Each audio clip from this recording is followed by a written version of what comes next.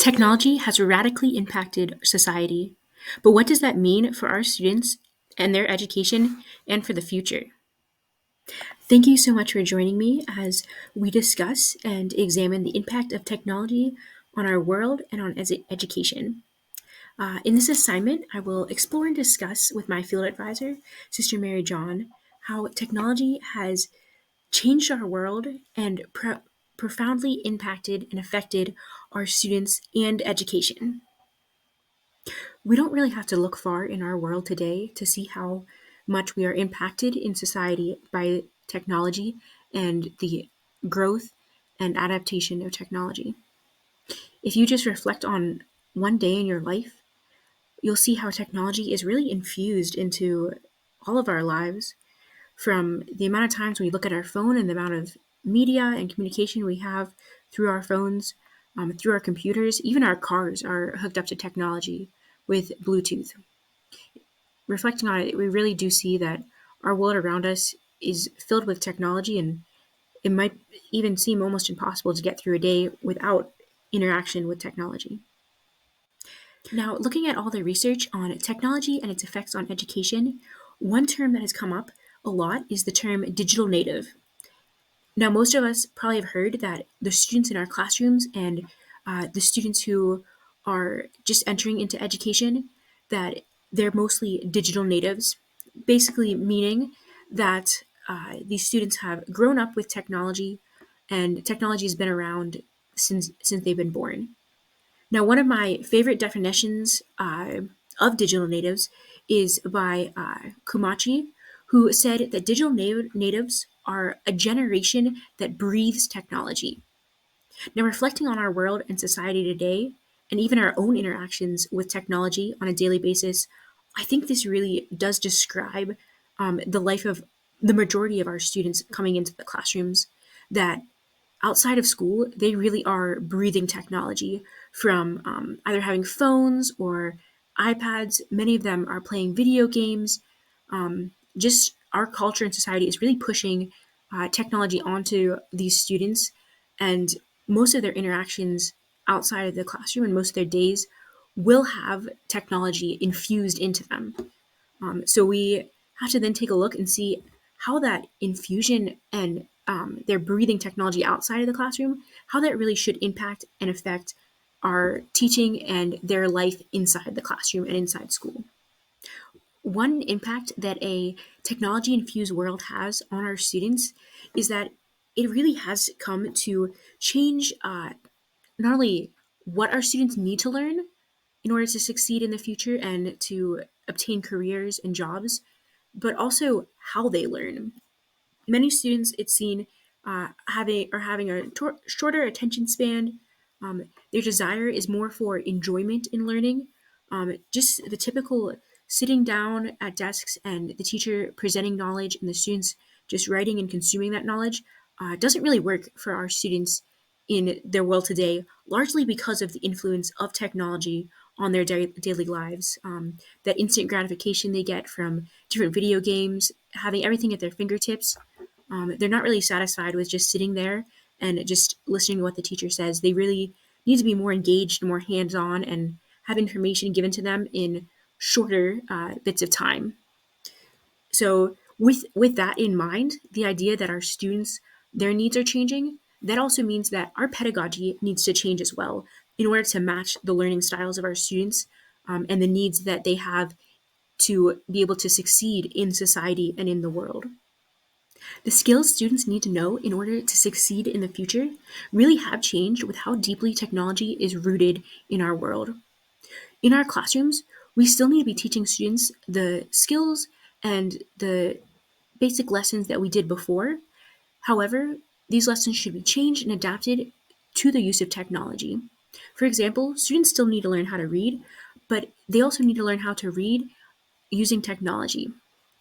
Students aren't hindered by technology, but rather we can and should use technology in our classrooms to really enhance student skills and what they learn. So, for example, one of the articles was discussing how technology can really help students with their understanding and their growth in information literacy skills. because a lot of the skills students uh, would need to learn, even in the past, about information literacy, gathering information, sifting through information, that is now enhanced with technology. So in some areas, technology really has opened up more for students and for our teaching. I had the privilege of conversing about this topic of technology over Zoom with Sister Mary John, who's a fourth grade Catholic school teacher in Indiana. During our conversation, we discussed what technology looks like in her school and classroom, as well as her observations and thoughts on how technology should be used most effectively in education. What follows is three different clips from that conversation where she answers three different questions that I've asked. In this first clip, Sister Mary John is addressing whether or not technology should be used in the classroom, since students do have such a overexposure at times to it outside of school, and that if it should be used in the classroom, what the balance should be like and what that should look like. Well, that's the key word right there is the balance. Um, you know, they live in a world of technology. You have to teach them how to live in the world that they live in and how to live it in a virtuous way, um, so that they can attain heaven, because that's what we're all here for. They're not living in the 1700s where there's no, you know, iPhones or, just YouTube or anything like that. So to teach them the way that they were taught in the 1700s isn't, going to help them live, in the 21st century. So we have to teach them according to what's out there today, but to teach them, how to live it virtuously. So I will say, um, so to teach them how to use it well, um, they're on screens a lot for me. So like science and religion, they're not so much on screen. So I appreciate the time that they have away. And then I have times during the day when we're not on iPads now. So like lunch recess time, they're not on iPads. I'm like, this is a sacred time. No, no screens, because they're on screens at home In too. the next clip, Sister Mary John addresses how she has seen students' behavior and learning styles change over the last couple of years due to technology. And she also brings up some really good points about how to address the students' desire for just fun and engagement in education, and how is important, but we also need to be able to bring students into what she calls business mode of being able to get down and get work done and to focus. That's the main thing where I've noticed the difference is just like, wow, I can have these same conversations with these 9 and 10-year-olds that I had with these 16 and 17-year-olds. So there's that.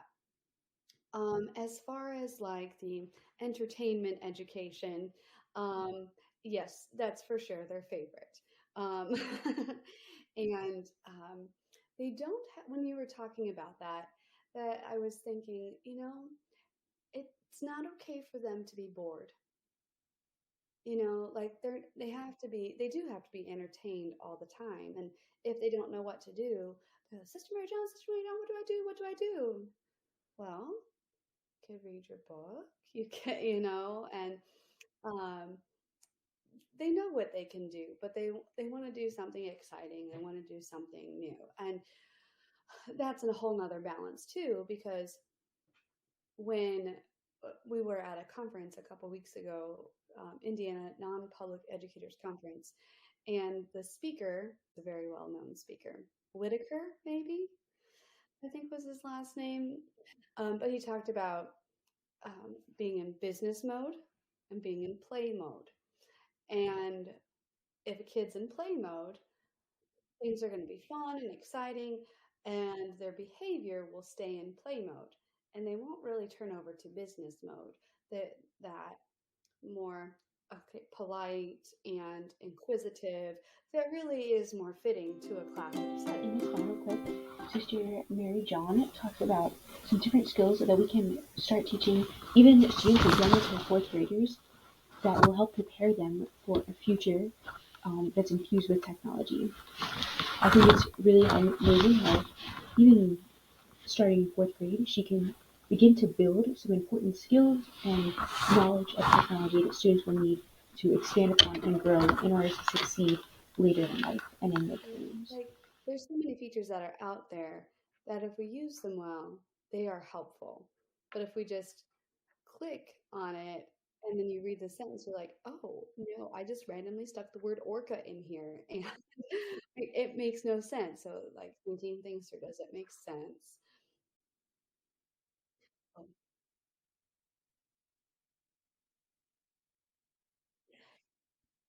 Yeah, for sure. Especially with Schoology. I really appreciate we had it at the high school and then they brought it down to the grade school while I was there. So I was like, I already know how to use this. This is so exciting. And they have the message feature on there. And so teaching the kids, hey, if you have a question, this is how you message me. This is, how you can ask me, and if actually, I haven't explicitly instructed them in like the polite way too, but most of my kids are pretty polite. So if there's not something, that's very nice, I can address it with them individually. I should do that because there's a couple. But well, this particular kid struggles verbally too, so it's just a big struggle. But anyway, um, teaching them how to, respond. But then also, I tell them, okay, I go to bed at pretty early because I wake up pretty early because I have time with the sisters. We have prayers. We go to early mass. All these things, and it's just message me. I won't get it that night because I don't check my messages once I go home, but know that I will see it in the morning and I will respond then and just assume that my answer will be yes to whatever you said. And then if you say, if I say, oh, actually, no, you can't do that, I will give you an extension. So, um, and they're very accepting of it. Like, even when I told the high schoolers that, they were like, yeah, that's fine, sister. Like, you need to pray and be with the sisters. So, um, also to model for them, like, time boundaries of like, this is an appropriate time and this is not an appropriate time. So that, and then, yeah, just like the polite communication through there and encouraging them. Fourth grade is a little bit early, I think, for them to do the direct communication. So we're at like they're transferring over from the parents asking all the questions for the kid to the student now has access to asking the teacher very directly, which I never had in my whole school career until I went to college. So this is very unique. And I think it just teaching them how to do it and encouraging them to do it and giving them, opportunity to practice that every once in a while. So, yeah. Technology only becomes another more interesting element of education and students' learning. So it's important to reflect on how I will allow it to shape my future classroom. After some reflection, I developed three goals that I would consider implementing into my future classroom uh, for my students and for myself in regards to technology.